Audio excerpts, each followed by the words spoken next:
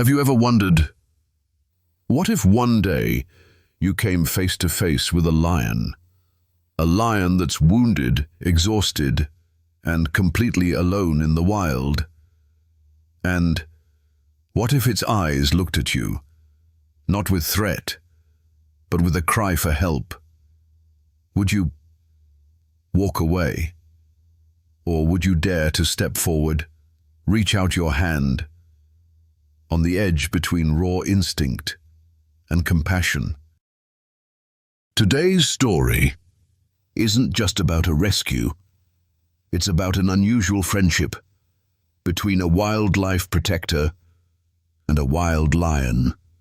It didn't begin with blood and fangs. It began with a wound and a heart brave enough to stay. On the vast savannah of Kruger National Park, where life and death are only one breath apart, a true miracle happened. Let's go back to that fateful morning, when the sun was still hiding behind a veil of mist, and an encounter took place that would change two lives forever.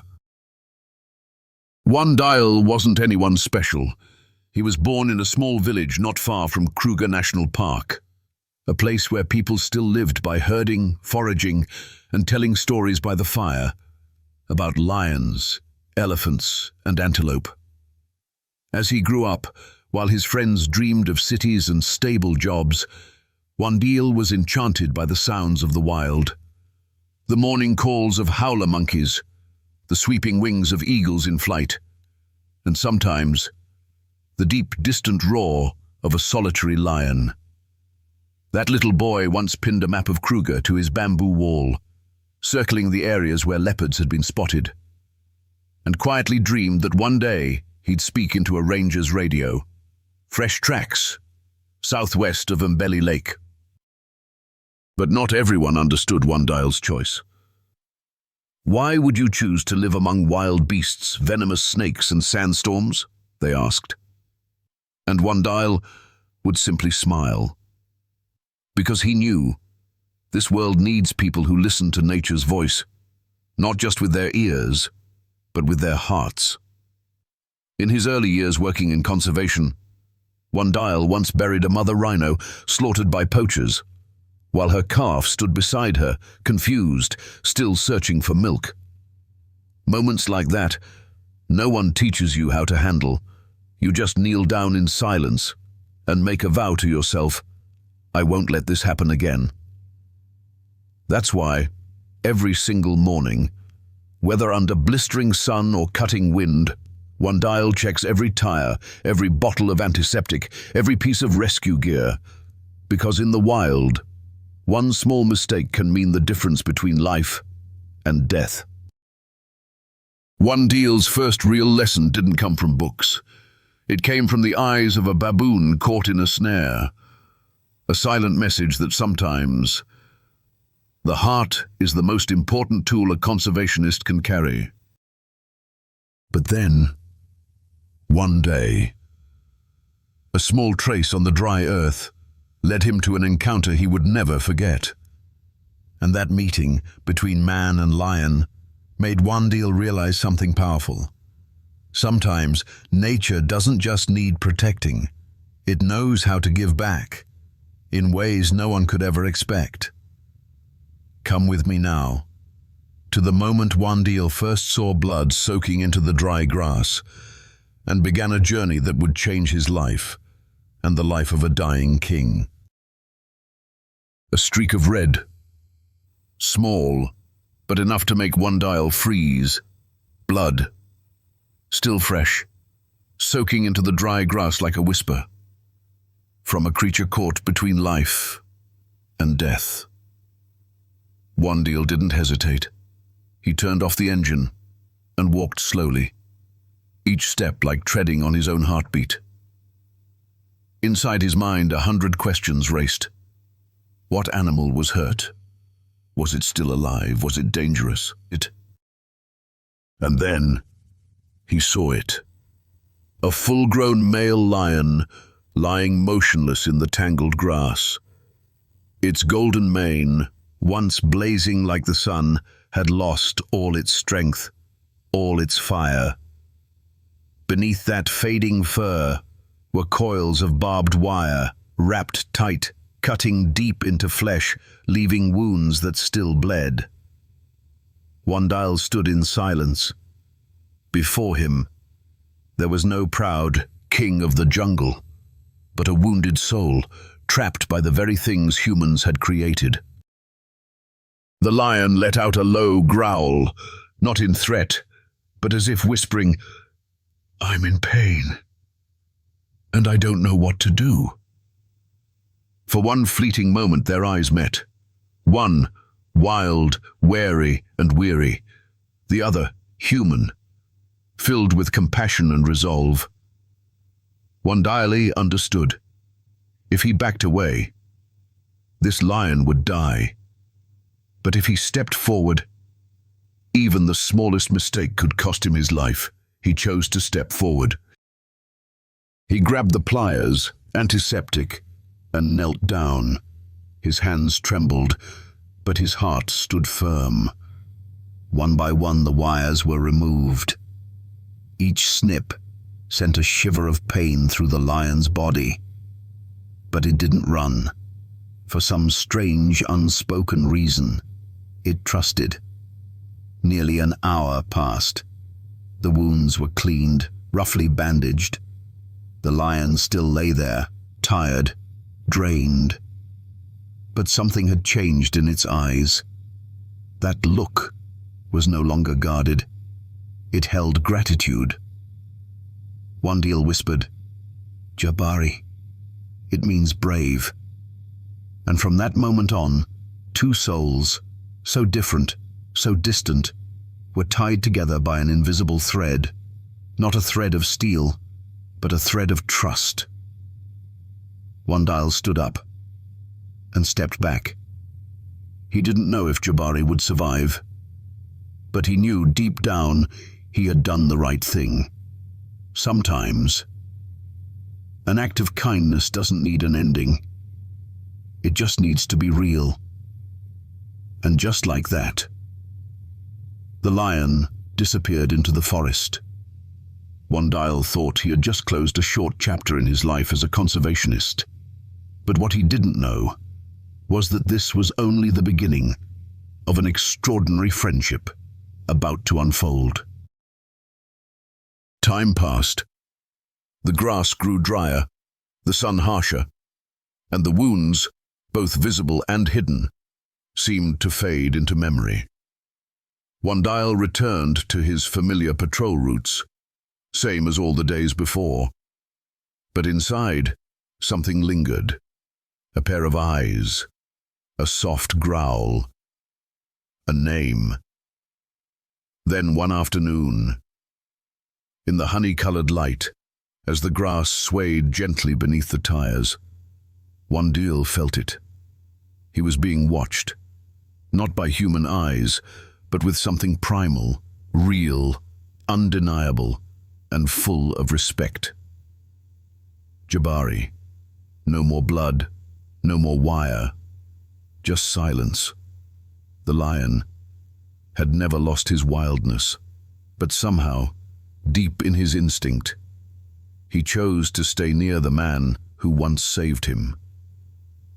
"I don't know why he never left for good," Wandile would say, "but every day I see him, on a distant hill beneath a quiet tree, or sometimes just silent tracks near the riverbank. He's never come close, but he's never walked away either. Jabari doesn't need to speak. His presence is enough." On cloudy days, when the forest felt more still than usual, Wandile would stop the truck in the middle of the grasslands, step out, and look around. And sometimes, from far away, Jabari would stop too. No roar, no movement, just standing there, as if to say, "I'm still here. I haven't forgotten." In the wild, trust is a luxury. A lion will never stay near a human unless there's a reason. But Wandile and Jabari, they broke that rule. Not with food, not with taming, but with a single moment of shared pain and silent understanding. Soon, stories began to spread across the park. There's a lion that follows the ranger's truck every morning. No, it doesn't attack anyone. It just walks behind him. Tourists began to ask, "Which lion is that?" And the rangers would simply smile. Jabari, Wandile's companion. In a world where humans and nature often collide, Jabari's quiet presence was a reminder that sometimes we don't need to conquer the wild. We just need to earn its trust. And then, something happened. A sudden disaster during the harsh, dry season. A herd of elephants, agitated, trumpeting chaos, and Wandile, trapped. In that moment, there was only one thing he could hope for, that Jabari would come. When the dry season reached its peak, everything became more volatile than ever. Water was scarce, food even rarer, and the strong became more unpredictable than any storm. A massive herd of elephants had abandoned their old watering grounds and marched straight into the western campsite. Tense, exhausted, panicked. They feared nothing now. An evacuation order was issued. Wandile, like always, volunteered to lead, guiding the tourists out of danger.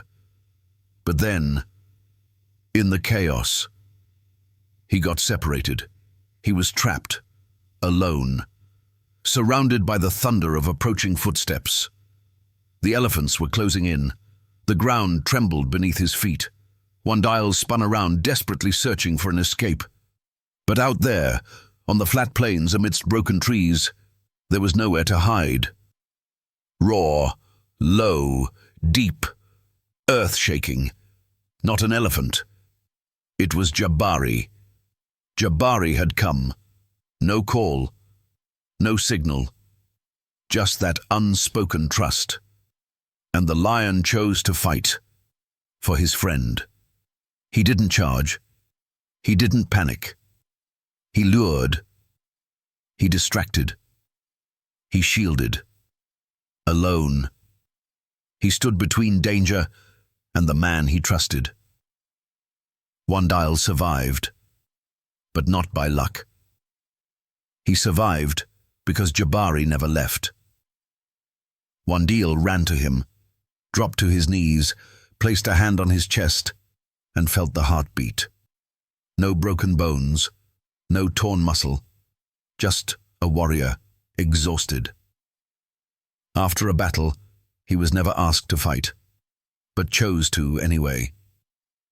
Once, Wandile had saved Jabari from barbed wire, and today, Jabari repaid the debt, with his life on the line. There were no chains between them, only a bond, woven from gratitude and silent love. The entire park was shaken. A lion had saved a man. What once sounded like legend was now real. And from that day forward, no one called Jabari a wild lion anymore. They called him something else. The guardian of Kruger. The silent protector of the man who protects the wild. But the story doesn't end here. Because true friendship doesn't stop after one sacrifice. Come with me to the final chapter, where the deepest lessons are written between man and nature, and where Jabari still lives on, even when he can no longer be seen. There are stories that may never have a clear ending, but still live on forever in the hearts of those who hear them. The story of Wandile and Jabari is one of those. After he had healed, Jabari returned to the wild where he belonged. He no longer followed the ranger's truck, but sometimes those golden eyes would flicker in the edge of the forest, on the slope of a hill, or behind the tall, whispering reeds, All it took was a sunset, a faint mark in the dust, and Wandile would know his friend was still there. The locals called Jabari the spirit of gratitude. Children told tales of him as if he were a legend. Tourists tried to catch a glimpse. If you're lucky, you might see those golden eyes in the forest. But to Wandile, Jabari wasn't a legend. He was a part of his heart. Wandile always said, "We didn't touch each other with claws or weapons. We touched through absolute trust." And that kind of trust, in the world of lions, is rarer than gold, From their story, we don't just witness a rescue, we witness the power of compassion, nature's incredible way of responding, and the lasting value of even the smallest, quietest acts of kindness. Never underestimate a kind act, whether it's toward a person or an animal. You never know how it might come back to you and how it might change your life. These days, when the sun begins to set, Wandile often stops, looks toward the place where Jabari once stood, and smiles, because he knows, no matter how much time passes, that friendship still remains.